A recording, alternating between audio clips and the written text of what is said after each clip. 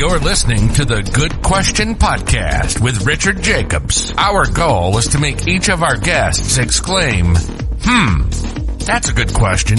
I don't know the answer. Because when that happens, it means you, the listener, may be inspired to learn more beyond the interview and to ask great questions yourself that lead to new insights. In this podcast, we cover historical and current anthropology, comparative religion, and history. Welcome, and let's get started. Hello, this is Richard Jacobs with the Good Question Podcast. My guest today is Tim Christophersen. He's the author of Generation Restoration. He spent some time in the forests of Northern Europe. He is a child in rural Germany, and he followed his grandfather, a forest ranger, on walks amongst the trees. He's done many fishing trips and mushroom hunts, and so that instilled observation of what his later career would be. Just a brief sketch of his bio, but we'll have him talk about the rest. So welcome, Tim. Thank you. Thank you, Richard. Pleasure to be here. From your intro, you would never guess that I'm now a vice president at a global technology company. But yeah, I did have a great childhood in nature. Oh, okay. All right. Well, good. So what are you doing right now for work? And, then we get into your book and everything too. Yeah, so I lead climate action at Salesforce, global technology company headquartered in San Francisco. And as part of that, my team and I have the privilege to lead our activities for the Trillion Trees Initiative. So we have to conserve and restore, plant an additional 100 million trees by 2030. We're also investing in watershed resilience around our data center and office locations. And we are one of the large purchasers of carbon credits on the voluntary carbon market. So we're heavily invested in nature and climate and water and all that nature has to do with our water resilience. So it's probably a good connection to my book, but it's the book's written in addition to my day job. I just have to mention that here. So what is I'm sorry, I didn't get it, but what is the point of the book? What's the goal of it? So the book, Generation Restoration, is about resetting our relationship with nature. I'm working in this field of sustainability for the last 25 years. I started to ask myself the question, why is it that we're not seeming to make a lot of progress on protracted issues like climate change and nature loss or pollution? And if you start to dig into the underlying causes of why we're in this global polycrisis, as some call it, of the environment, you get to underlying questions of how we structure our current economic model around only an extractive relationship with nature. And that's sort of coming to an end, that model, because we have run out of natural capital in a lot of countries and a lot of places. Give you one example.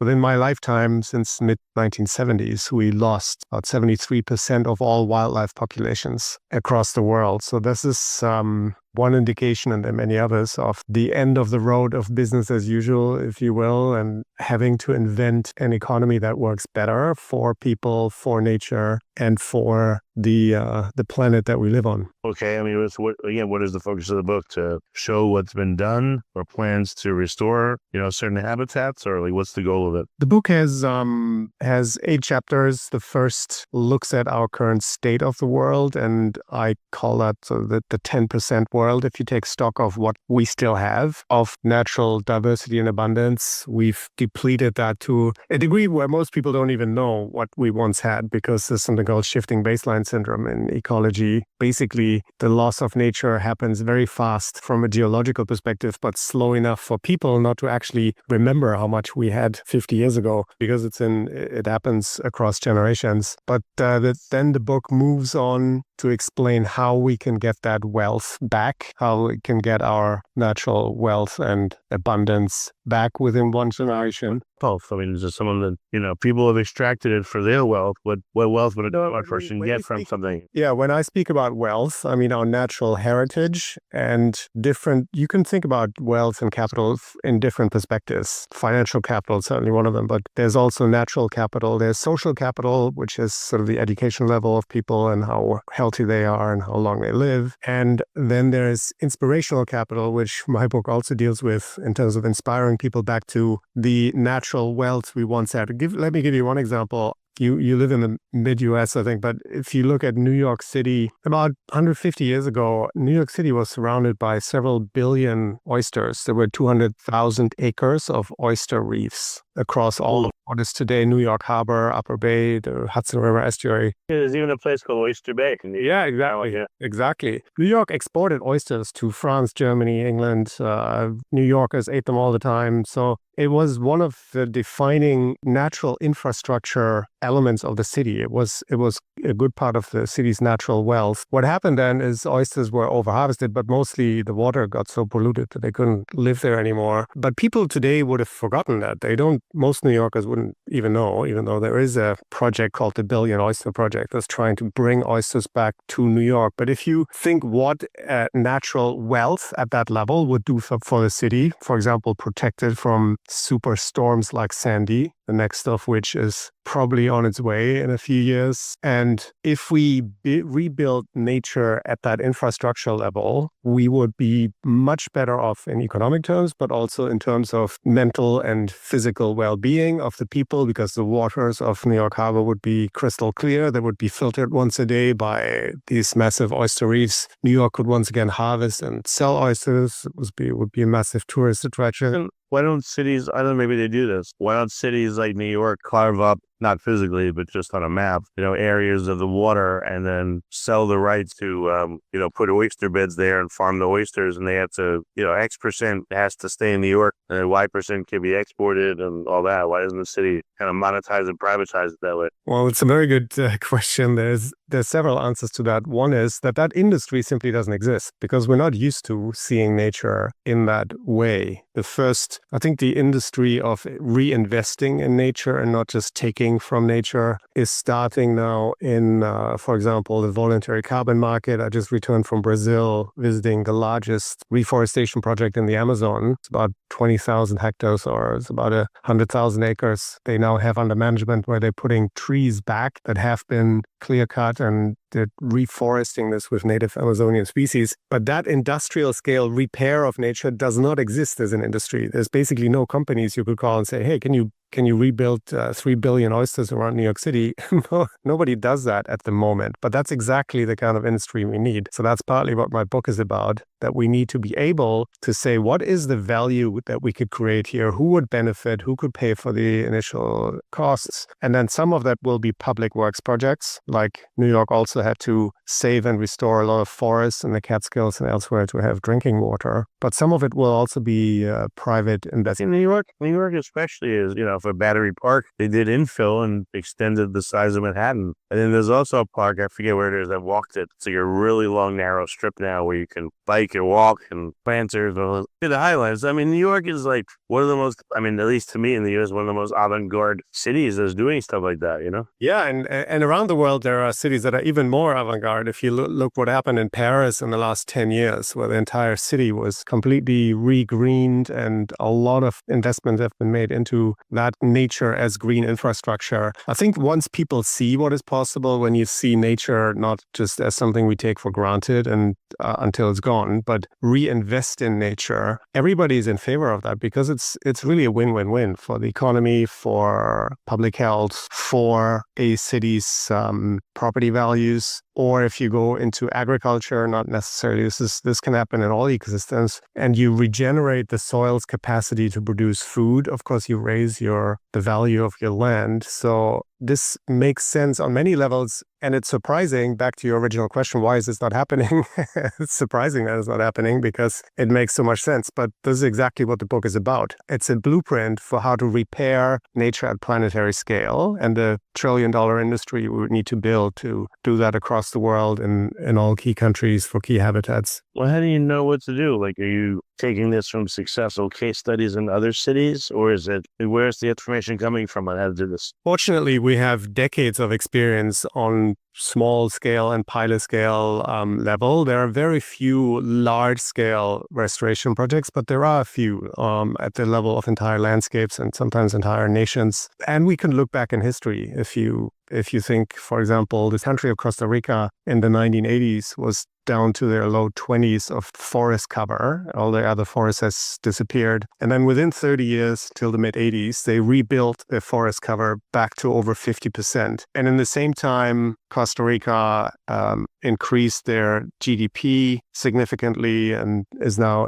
as you know, an ecotourism haven. So it's possible to rebuild nature at even a nationwide scale and benefit. But that example is rare. There are not many other countries who've yet managed to do that, even though it would be feasible and possible everywhere. Worked on this for 25 years. So where do these projects tend to get stuck? Like, are they never even proposed? Or like, what happens to them? What you need is a good collaboration between the public and the private sector. And that's very rare, because I think those two sectors, having myself worked for the United Nations for 15 years and now for a Fortune 100 company, there's a lot of misunderstandings between the public and the private sector. So they often get stuck in policy and regulation, and they often get stuck in private capital being not used to nature as an asset class in the sense of investable asset classes like real estate or infrastructure. But I think that is all changing, and we see a lot of influx of private money now into these types of nature restoration projects. Went increased 11-fold in the past 4 years to around 100 billion per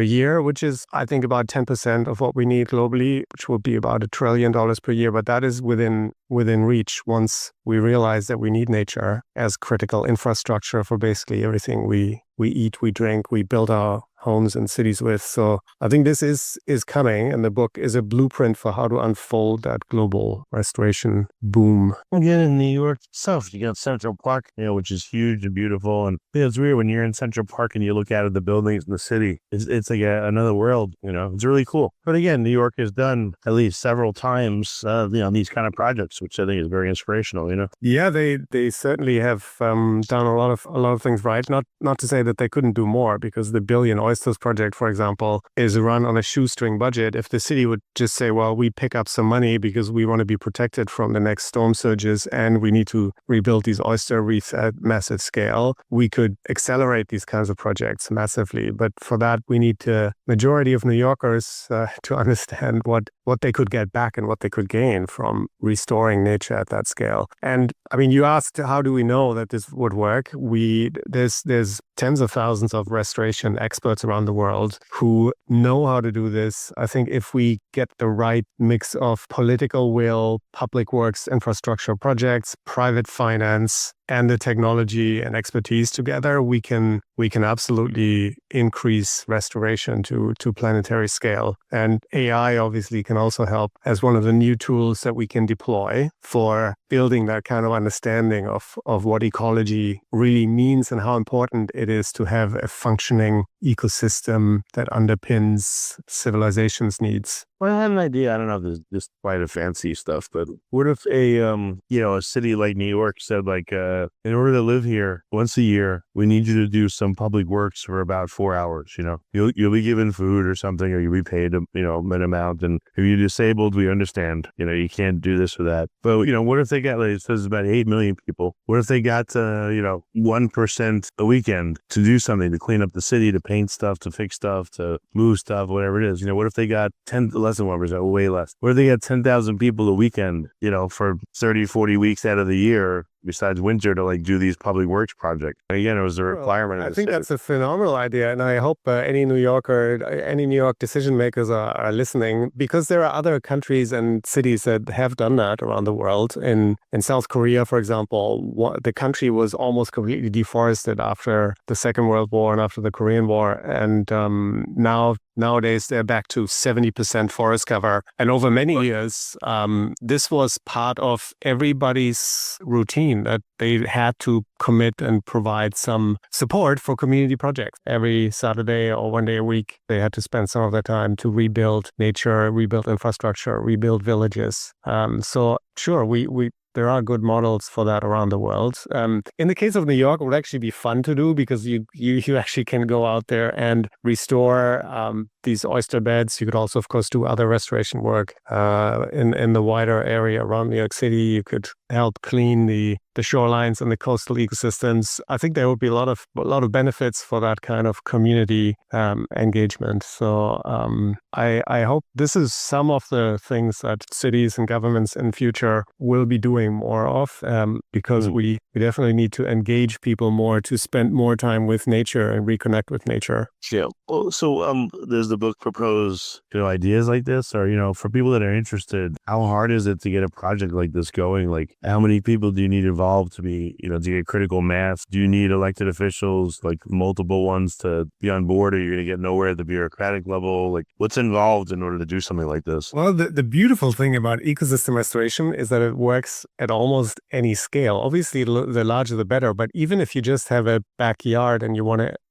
to know how you can rebuild nature's functionality in your backyard, you can go onto online platforms like restore.eco, which is sort of like the LinkedIn of ecosystem restoration. It's restore without an E at the end, and then ECO. So there's now about 300,000 projects around the world, and you can just go on there. You can draw a polygon of your backyard. You say, this is now Richard Jacobs' restoration project. And then you can invite your neighbors. You can invite them to collaborate, see what you're doing in your backyard, and encourage them to do the same. And that can grow into a community-driven project, or you can start at a very different level. The country of Costa Rica, going back to that example, they've now uploaded all of their publicly funded restoration projects. They're paying hundreds of thousands of landowners for restoration. They've uploaded all of their project profiles onto that platform. So this is happening at all levels, and you can engage at any level. I think it's important to find out what is the right level for you. And in the book, I speak about these 3 levels of ecological literacy. Basically, do you know where your food comes from? How does it get to your plate? Does it come from regenerative agriculture? Where does your water come from? How does it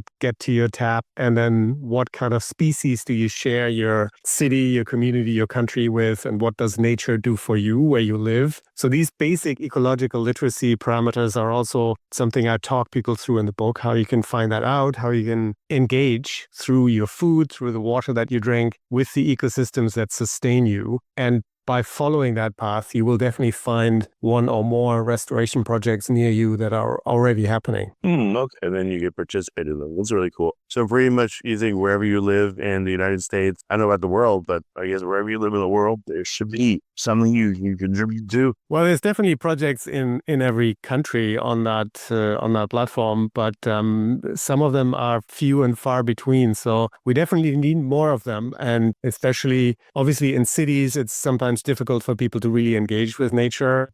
Talking to friends who live in Paris or in London, if they want to participate in community garden projects, for example, there are long wait lists. People love to engage with that kind of nature management and restoring nature, having community gardens in cities. I think there's a huge opportunity for everybody to engage. It starts though with that ecological literacy and knowing where and how you depend on nature, because we all do, but most of us don't realize or don't take time to think about it and have forgotten that dependence. And spending time with nature and being in nature and listening to nature is the key message of the book. Okay. How long has it been out? It came out last month, and it was the #1 new release for green business books on Amazon. I have no idea actually what that means, but it sounds good. So I think it's doing well.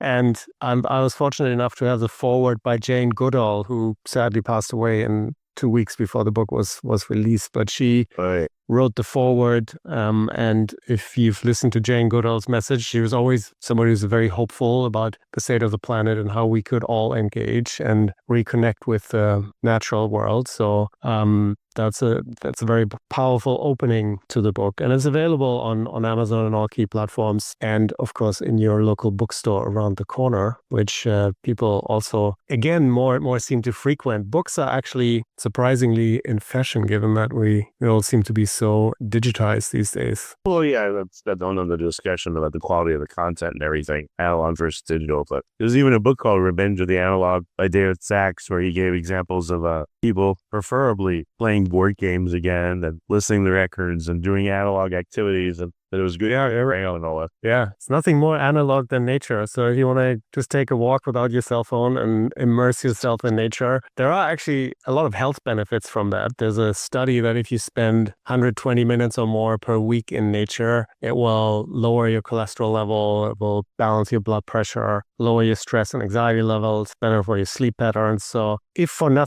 no other reason, spend more time in nature and with nature for health benefits. But I think there's also a lot of other benefits we can gain from reconnecting with nature and repairing that relationship, which I mean quite literal when I talk of a relationship with nature, because if you're in a relationship where one side only ever takes, never gives anything, that's not a relationship that can be maintained. It's a toxic relationship that has to end in some form or another. That's the relationship we're in with nature right now. So we have to come back to a relationship where we're more taking and giving, where it's a more reciprocal relationship. So what's the best way for people to, they can start with your book? It's available everywhere, I'm sure, but how can they, just reiterate, how can they find out about projects around them and join one if they wish? Where's a good central repository of them again? Yeah, so in the book, Generation Restoration, there's a list of online platforms where you can find out how to engage. One of them is restore.eco. The other one is Patagonia Action Works is one that I like. There are also platforms that are focused more on